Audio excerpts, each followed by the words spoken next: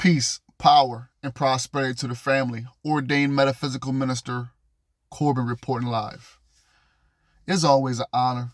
It's always a pleasure for y'all to be tuned into the Cosmic Christ University, which is the home of esoteric and metaphysical knowledge. You see the title. I ask everybody to come in, have a seat, relax. I ask for a mature audience because we are going to dive really in depth into some powerful information, and I need a mature audience. I need my spiritual family to come in, chill out, have a seat. I need my religious family to come in, chill out, have a seat. If you have a pen and pad, awesome. That means you've been listening all these years. If you have a pen and pad, you're going to need this. You see the title. This is chapter 1. Chapter 2 is going to be awesome as well. We're going to be talking or going more in depth about King James, his personal life.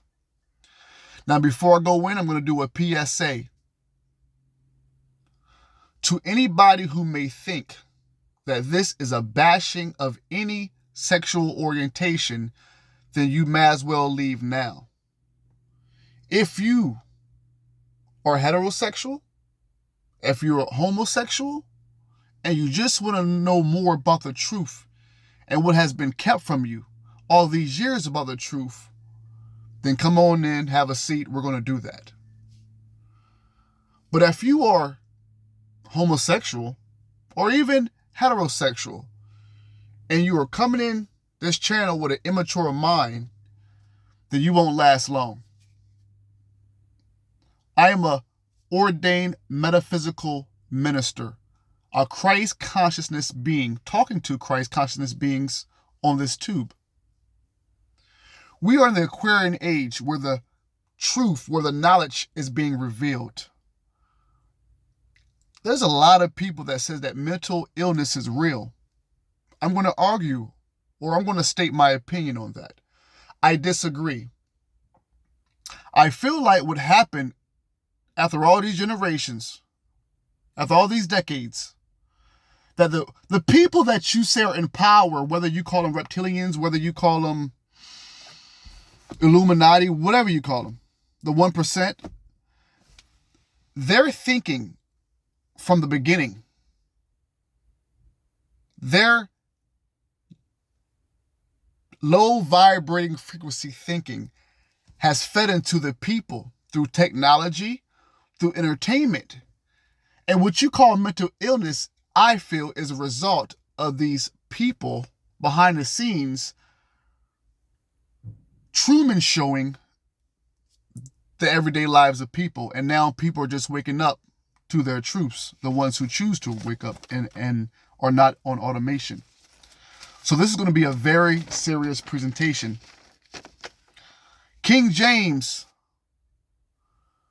was the producer, executive producer, and composer of the Bible, the King James Bible.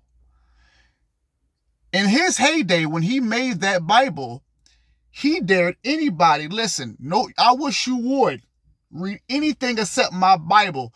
If you read anything else except my Bible, I'm clipping you out of this earth. This is true. This is true. There was so much about King James that I don't think church people know about.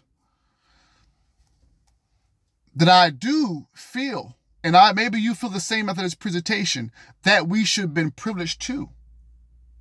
They say everything ain't for everybody, Corbin, but I think at least everybody should have known about this. What, that King James was gay? Yeah, everybody know about that. It's not about that. This presentation is not centered on homosexuality. This presentation is centered around what people thought homosexuality was and what people thought Christ's interpretation of what homosexuality was supposed to be and what not supposed to be. This is what this presentation is about. So if you are a homosexuality watching this, if you are a homosexual, if you're part of LGBT plus, and if you think this is about bashing, then you might well leave this presentation now, because LGBTQ plus people, you might have to have a sit down with me and have a sit down with Orthodox Christians after this presentation, because you're going to have a lot more knowledge about yourself after this presentation. I guarantee you that. Heterosexuals, or what LGBT people call cisgenders. I don't know why you LGBT people call us cisgenders. Anyway, this is a chance for us to come together as divine Christ consciousness beings that we are, and have no judgment on this side and have no judgment on this side. Because what has happened, family, is both sides have been bamboozled and led astray about each other by the one you call King James, by the Bible that so many of your grandmoms and grandpops and you still clutch under your arm and claim the word till this day. Well, I'm not going to waste too much of your time. I'm just going to go straight into the presentation. Let me drink this water first. Before I go into the presentation, I want to give a shout out to one of my teachers. 98% of my teachers have already crossed over into the next realm and the next realms and dimensions. If anybody knows any family members of William Donahue, or if there's any family members right now watching this presentation that is related to William Donahue, then please hit me up. He is a big inspiration, major teacher into what esoteric and metaphysics is. And if Jim Carrey sees this, or anybody knows Jim Carrey, if you don't know who William Donahue is, research him. Play him in a movie. And I know you ain't worried about Oscars, but I promise you, family, if everybody watching right now, after this or during this, Google William Donahue. You will thank me later on, because if you don't know who William Donahue is, a lot of you are going to stay on his channel for months getting all this awesome spiritual knowledge. But the way he delivers the spiritual knowledge is amazing. Black folks, you will love it. Melanated people, you will love it. But seriously, Jim Carrey, if you are watching this, play him in a movie. The world needs you to play him in a movie. The world needs this information. Jim Carrey, only you can do it. Let's go. Are y'all ready for this presentation? It's about to be real. If we family, we're going to be family about this. If we mature, we're going to be mature about this presentation. Let's go in. King James, one of the King James Bible, King James the First of the King James Bible was gay. His lover for 14 years was a Frenchman by the name of Esmene Stuart. Esmene is spelled Esmestuart. You should already have a pen and pad when you watch my channel. I'm going to read that again. King James the First of the King James Bible was gay. His lover for 14 years was a Frenchman by the name of Esmene Stuart. And I'm almost sure of this by doing my research, but I'm almost sure that Esmene was King James' father's cousin. But that's another story for another time. But the one that King James the First really loved, they didn't use the word homosexuality back then. That word wasn't even really in existence at all back then. They called a lot of the homosexuality because it was enormity. That's why when you talk about the Vatican, you talk about the Pope and what happens behind the scene, this stuff is normal for them because the people who founded their churches, their Orthodox churches, this was normal for them. They would call the young boys that they would mess around with favorites. It wasn't homosexuality. It was like, my favorite. So when you look at the Vatican or you look at the popes and you look at these Catholics, this goes back to what I'm telling you about the mental illness thing that you call mental illness. This was normalcy for these people. So when we talk about karma and us dealing with karma as an everyday people in this world, you have to look at what the people back then have done to bring this universal karmic energy that we are now dealing with before the cleansing happens. Let's go back in. King James, the first of the King James Bible, was gay. His lover for 14 years was a Frenchman by the name Esmond Stuart, E-S-M-E Stuart, S-T-U-A-R-T. But the one that King James really loved, the one that he called his boo, the one that King James will walk down the street and be lovey-dovey with, his name was George Villiers, V-I-L-L-E-R-S, the Duke of Buckingham. Now, I'm going to give this presentation maybe about like an hour, maybe less, because I'm not just throwing stuff out there. This is not just, oh, he was gay. No. There's no need for me to make a presentation about King James just being gay when there's many videos, I'm sure, about that. What this presentation is that King James made some claims that I think if Orthodox bishops, preachers, cardinals, whatever you want to call these people, if they was really standing on business, no shade to you, LGBTQ family, but if y'all was really standing on business, then y'all would have been checked the churches and King James legacy for what he said here. And LGBT, I'm surprised y'all didn't catch this earlier, because I'm pretty sure, no pun intended, that y'all would have been all over this if you found out what King James wrote in his letter in 1617. So, in 1617, King James, once again, who was producer, executive producer, composer of the Bible, which so many people claim to be the all of all of bringing us the biggest, closest connection to God. He says this in 1617. This is a letter written by King James. Listen up, family. This might go viral. This is a letter written by King James in 1617, talking about his love for George Villiers, Duke of Buckingham. I need you to listen very closely, family, all of you, because he makes some claims that we should have been checked King James on a while ago. 1617. This is King James, and I quote, I, James, am neither God, an angel. Let's put nor. I am neither God nor angel, but a man like any other man. Therefore, I act like a man and confess to loving those dear to me more than other men. You may be sure that I love the Earl of Buckingham more than anyone else, and more than you who are here assembled. Oh, damn. Then he goes on to say, I wish to speak in my own behalf and not to have it thought to be a defect, for Jesus Christ did the same, and therefore I cannot be blamed. Christ had John, and I have George.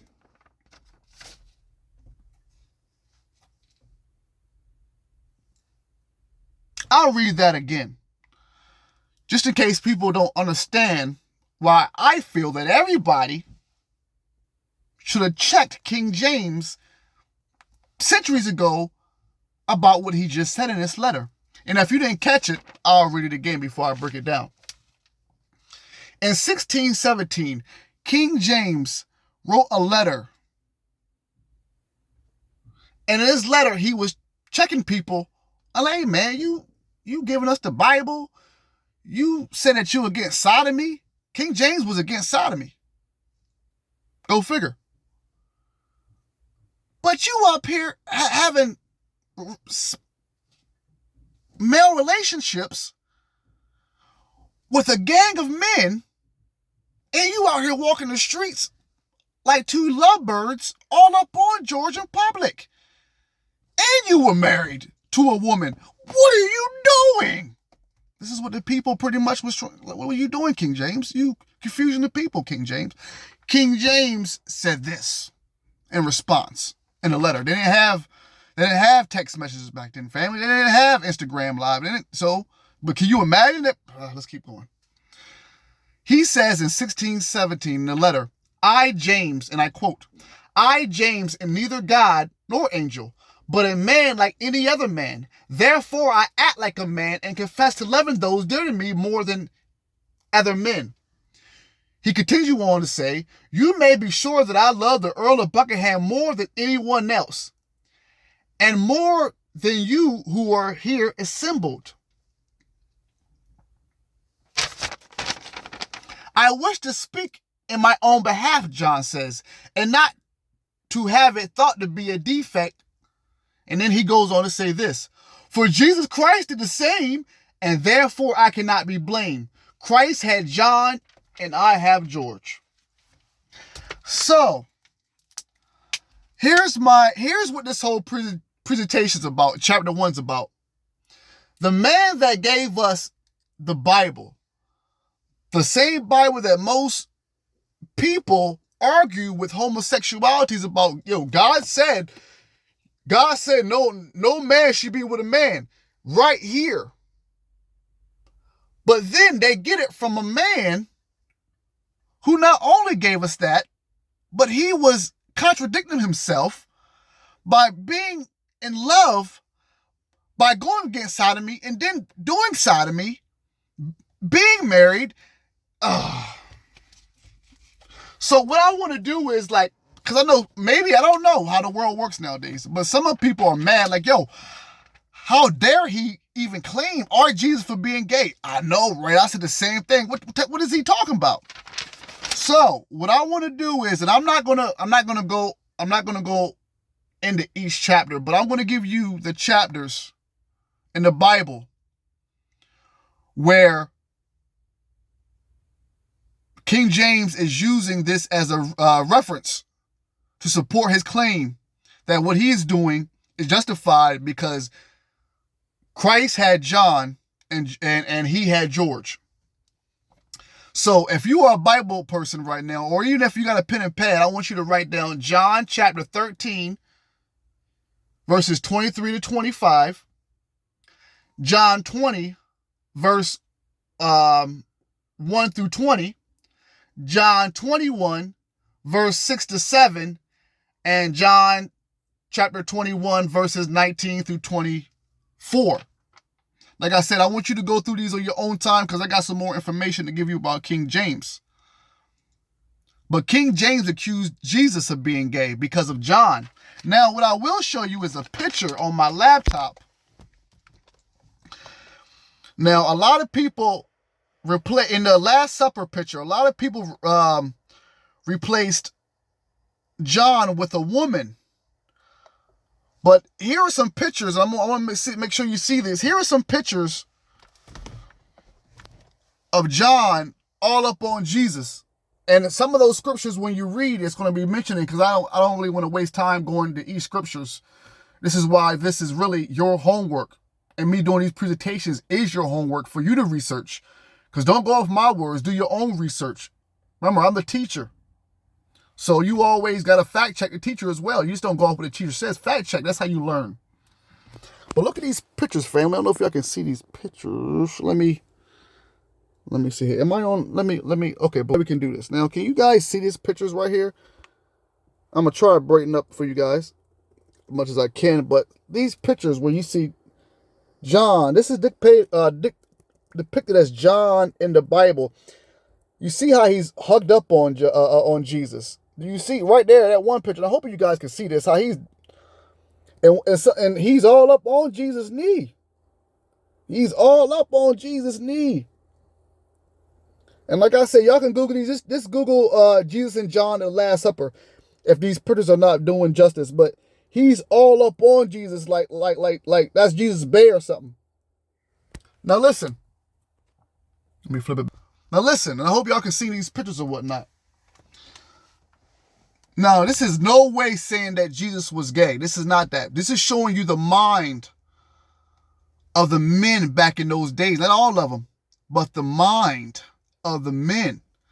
King James used these references. Those scriptures that I gave you, he used those to justify his relationship, not with just George, the king of the Duke of Buckingham, but all the other ones. So now what I'm going to do is give some more information about old boy King James.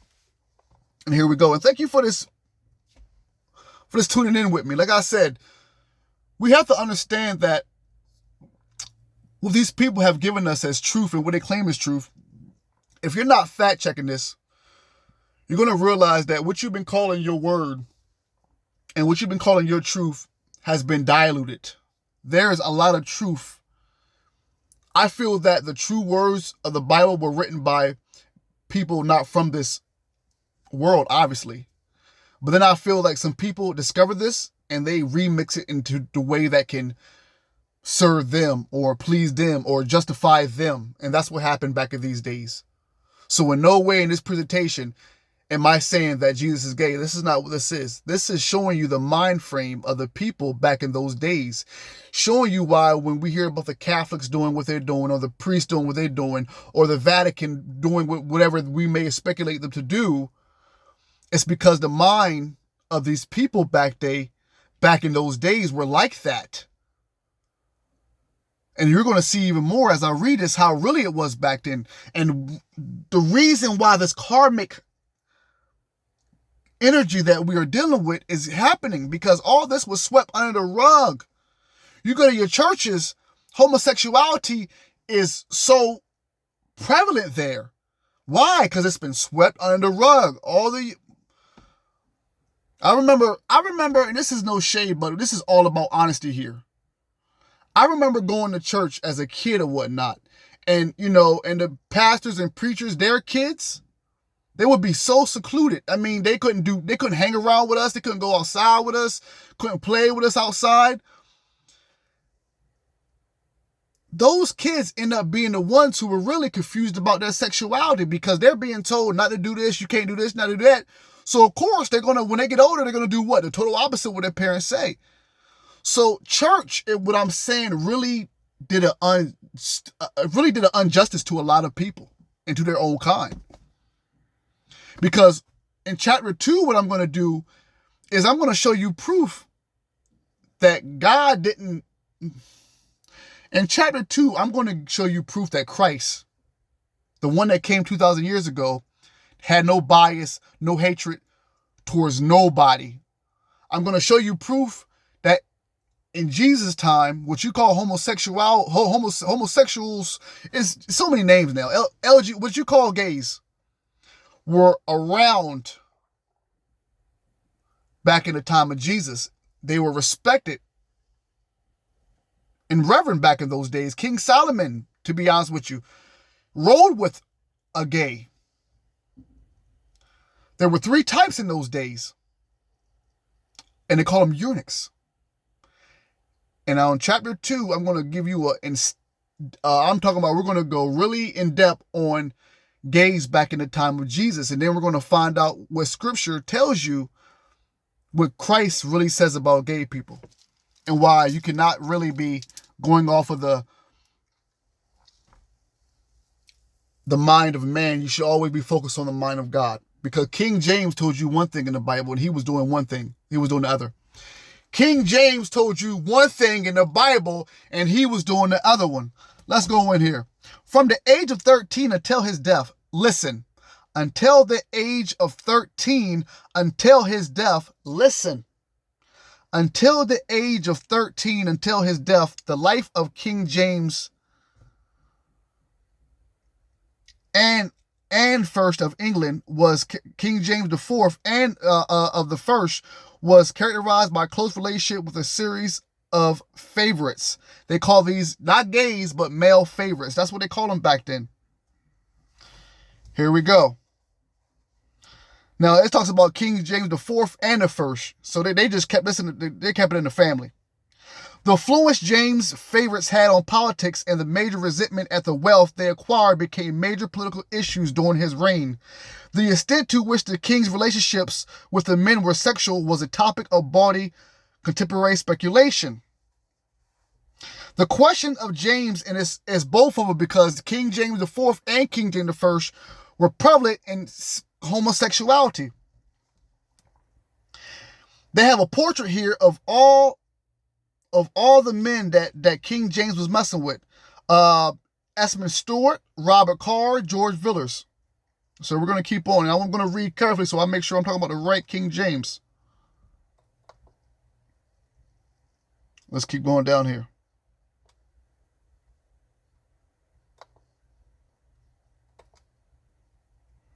The question of James' sexuality might be considered of only purity and interest, and certainly less important than the political consequences of the power and status he granted his favorites. Let me read a little bit before.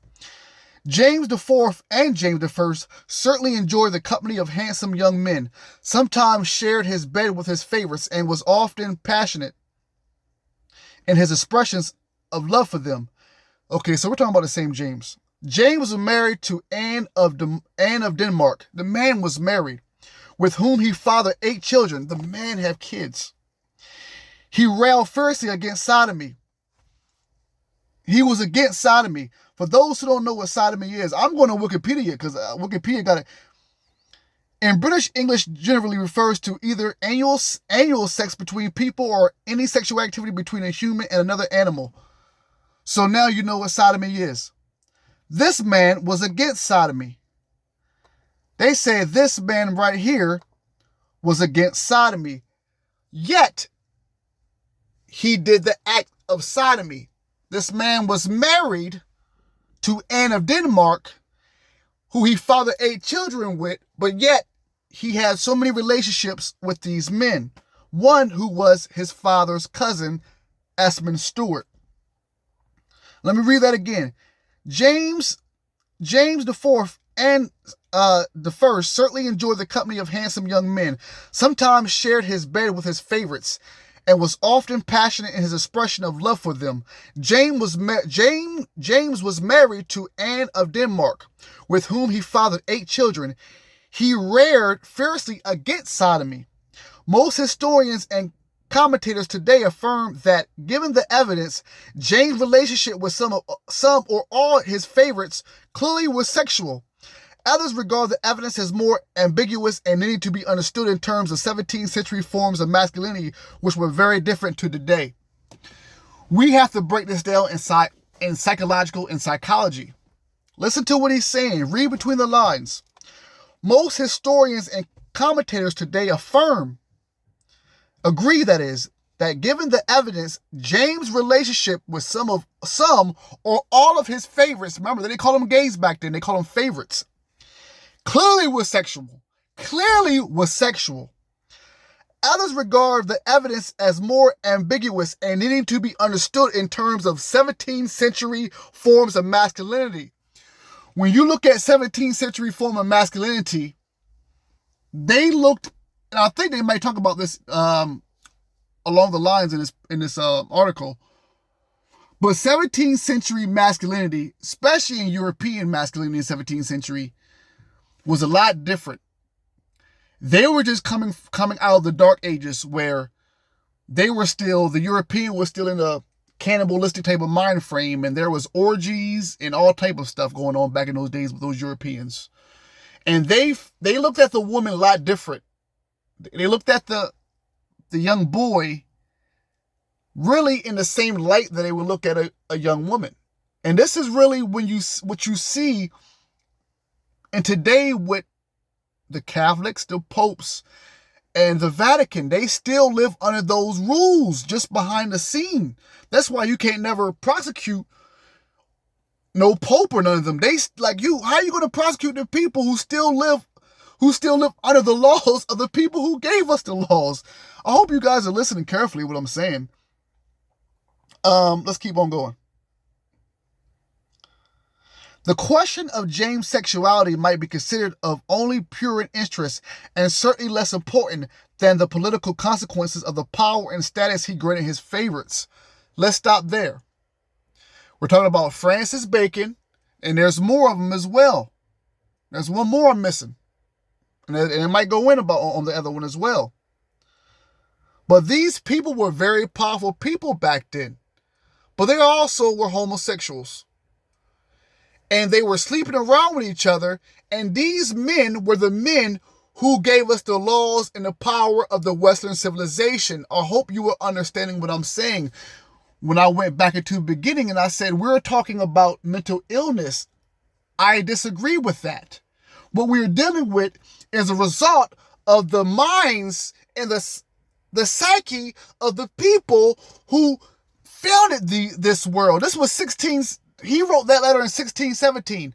The Declaration of Independence wasn't written until 1776. This is 100 years before all that. So around the 1700s. This is what these men's minds was on and doing. We are facing the karmic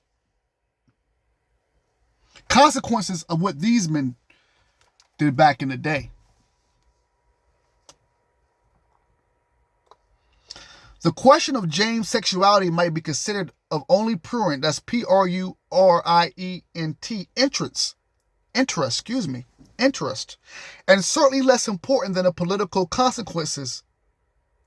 And less important than read between the lines. I'm going to read that again. The question of James' sexuality might be considered of only prurient interest and certainly less important than the political consequences of the power and status he granted his favorites. However, particularly since the late 20th century, historical analysis and commentary on James' personal life has raised important questions about how early modern same-sex relationships, whether sexual or friendship-based, were structured and understood, and the extent to which modern categories of sexuality can be applied to historical figures. We should be having a conversation with this. That's why the Cosmic Christ University is going to be as big as it's becoming, because we're having open dialogue so these can be talked about.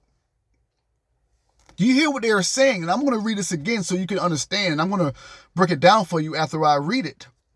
The question of James' sexuality might be considered of only prurient, Prurient, interest, and certainly less important than the political consequences. There was political consequences of what he did, of the power and status he granted his favorites, meaning the men that he was having sex with. However, particularly since the late 20th century, historical analysis and commentary on James' personal life has raised important questions about how early modern same-sex relationships, whether sexual or friendship-based, were structured and understood, and the extent to which modern categories of sexuality can be applied to historical figures. Who's to say that this is not going on today in power, in these behind-the-scenes people with power? These men, there's been speculations, and to my LGBT plus, y'all hear my voice, so y'all know that I'm not bashing. There are some amazing, honest, truthful people in the LGBTQ community. So I know when they hear this, they know that I'm not bashing nothing. But I am giving open dialogue to what needs to be talked about at this time.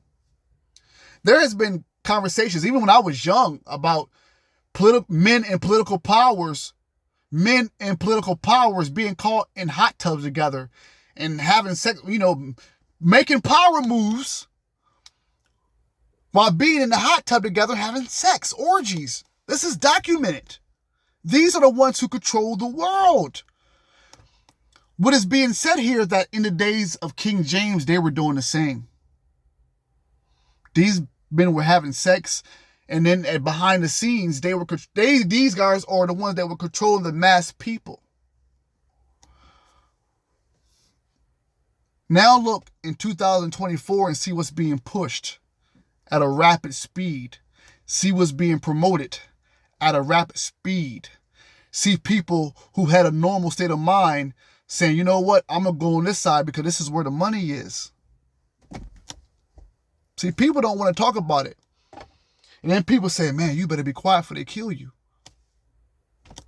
Is it what we're doing this? We're calling ourselves sons and daughters of Christ, divine beings, but yet you sweep everything under the rug. Melanated people. You definitely know what I'm talking about. Family members who have been affected by church. Now I'm going to bring it back. I brought it back to the highest authority, then bringing it back to the lowest authority in the churches. So much stuff in church has been swept under the rug. People's lives who've been affected through trauma, abuse, whether it's physically, verbally, or sexually, has been swept under the rug.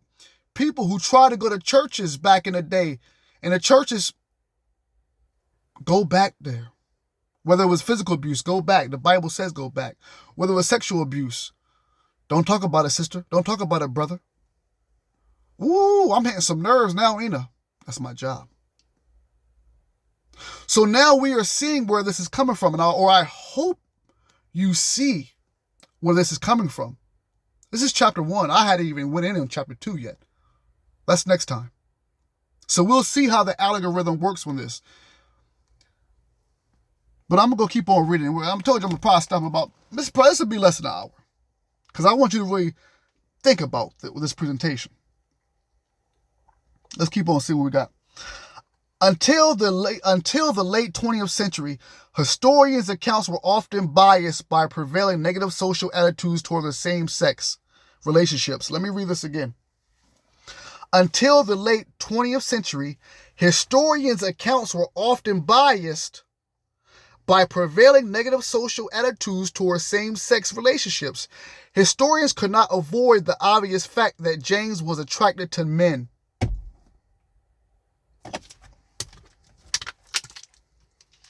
Hit the like button. Subscribe.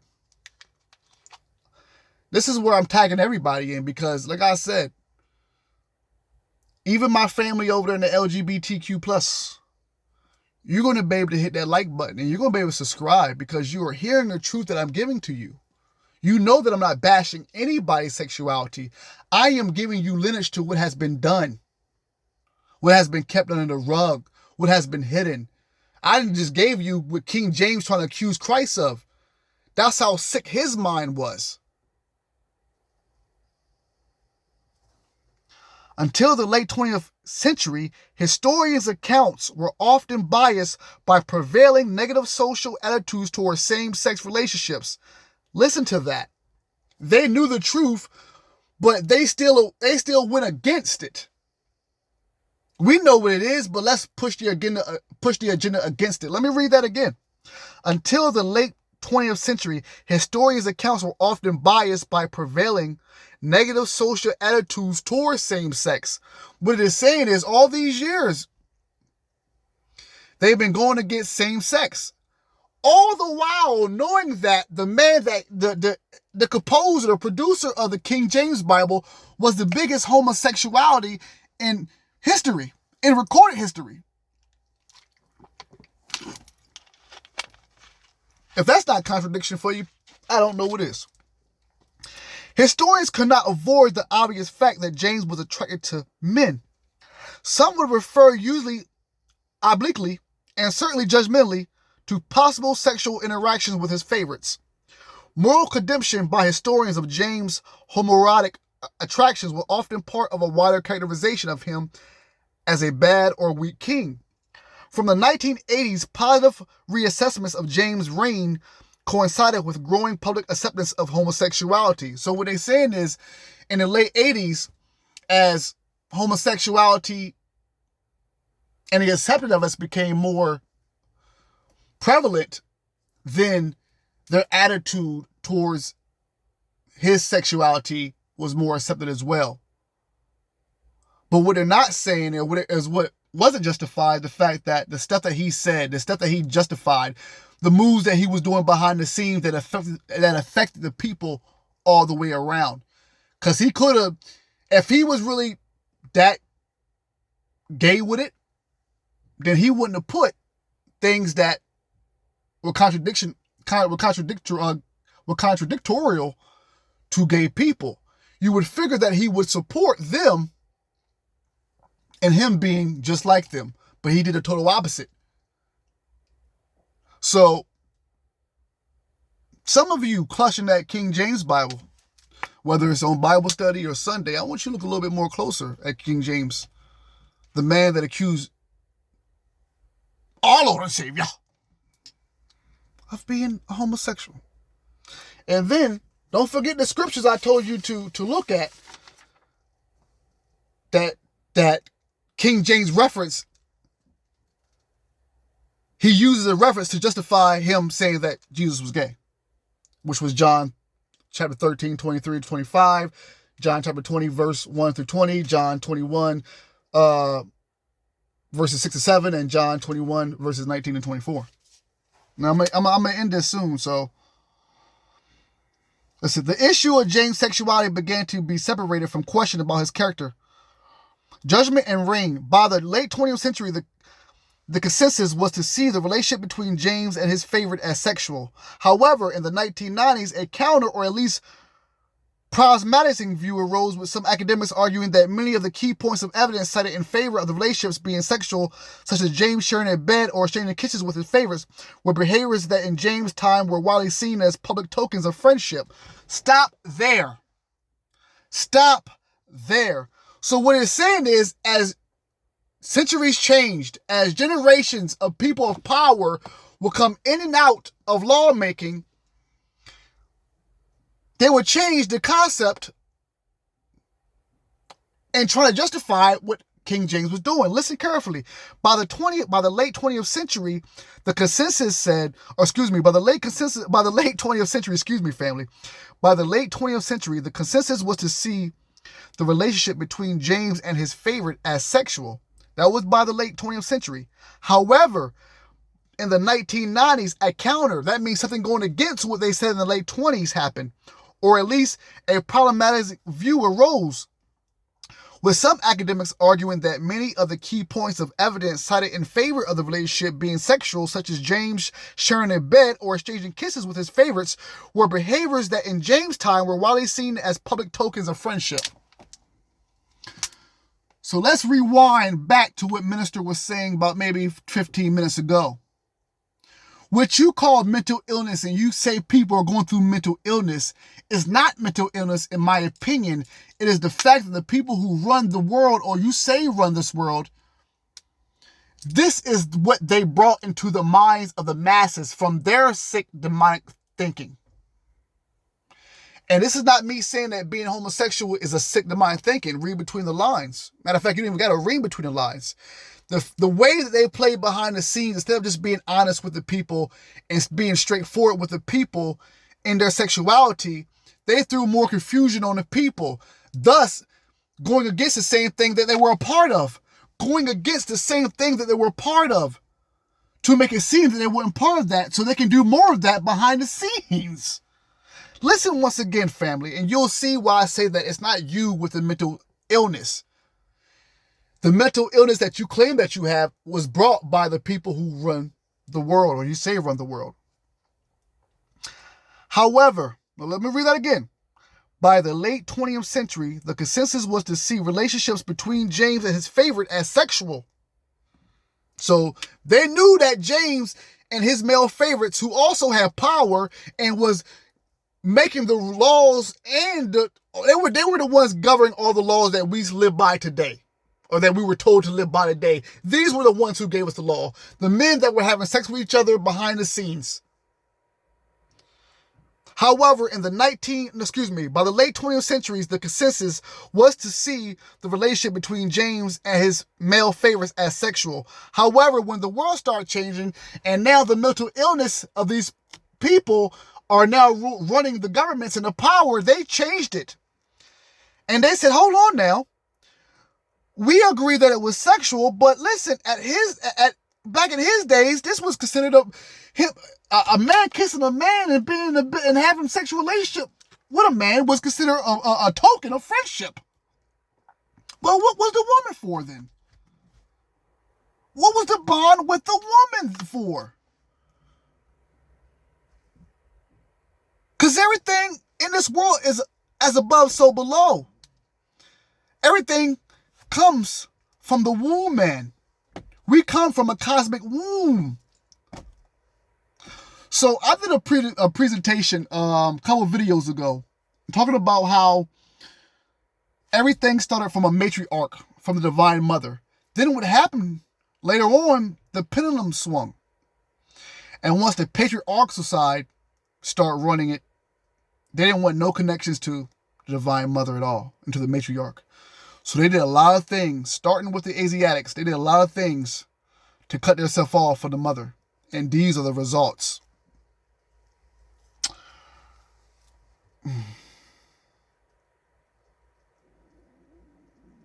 I think I'm going to stop there. Because my stomach is getting growly. But I'm gonna stop there. You guys can research this yourself. I like to give references. You know what I mean? If you're going to listen to somebody on YouTube, just research them. You know what I mean? Just don't go off of what they're saying, but research them. So if you want more research on this Google sexuality of James, of James, King James, and they'll Google Wikipedia, let you know about it. But this is a conversation that needed to be said. An open dialogue that needed to be happening. Because religion has blindsided so many people. Get ready for chapter 2. I'm just getting started, family. The Cosmic Christ University is just getting started. Tell a friend to tell a friend to tell a friend. Because I'm hungry. And my Christ conscious beings, we hungry. This spiritual knowledge is the power that we feed off of. And the more and more that we realize that Christ is within us, the more and more we not worry about being hungry because we is already fed. So keep on getting that spiritual power. Keep on rocking with the Cosmic Christ University. And you ain't got to worry about being hungry because you're going to be fed. Peace and love to the family all over, no matter who you are, no matter what you claim. Christ is within you. Peace and love.